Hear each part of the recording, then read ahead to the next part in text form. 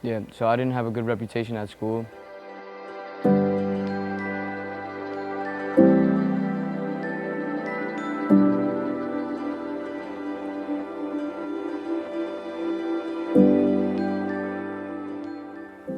I felt like I was looked at as that kid who didn't get anything right and who was clearly whose heart was clearly not in it for God and who was clearly just trying to serve themselves. I saw that and I realized that myself. I realized that what I was doing was more of just, I wanted to feel secure myself and thinking I was doing the right things, but then I would fall and I would mess up and everything would fall apart.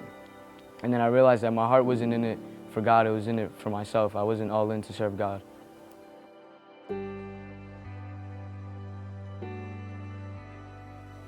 Yeah, so it all kind of just crashed the day I got kicked off of my senior trip. And it was after a year where I couldn't go on the junior trip and I got kicked out of a class. And then that's when I just began to see my desperate need for God and how I just really needed Him. And that's the only way I was going to be able to get through it. If I didn't just give my heart over to Him and just forget about everything that was going on, forget about that a trip ever happened or that my junior year ever happened, until I just did that and let it go and just let God take care of it, I knew I was never going to get out of that place. I felt like it was the lowest place in my life. And once I just completely focused my attention towards God, everything began to change. So at this point, I knew God was calling me to surrender to Him, and I knew He was calling me towards Him to serve Him. So I just began examining myself and just kind of looking inward and seeing all the different areas of my life I was worshiping myself or worshiping a girl or worshiping friends or worshiping things and reputation, and I just asked God to take all those things away from me, so all I would care about was Him. The reason I would say something, the reason I would think, the reason I would do something would be for Him, would be Him moving in me.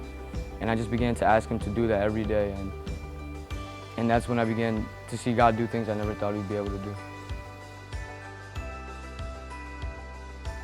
So when I got back to school, I began seeing all the brokenness in my school, and I read a verse that God, He doesn't want burnt offerings or sacrifices, He wants a broken spirit.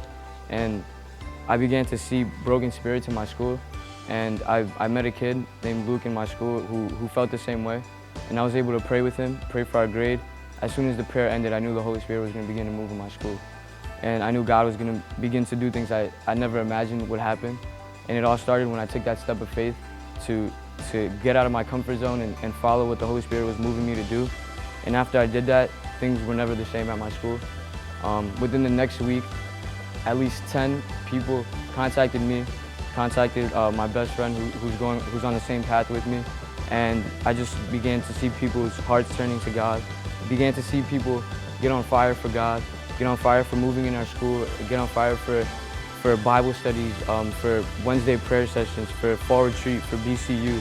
And people are realizing their brokenness. And in a world where you're either completely against God or you're all in, heart and soul for God, things are either going to completely fail you or God's going to do the most amazing thing in your life. And I made the most important decision of my life. I made the best decision of my life this summer.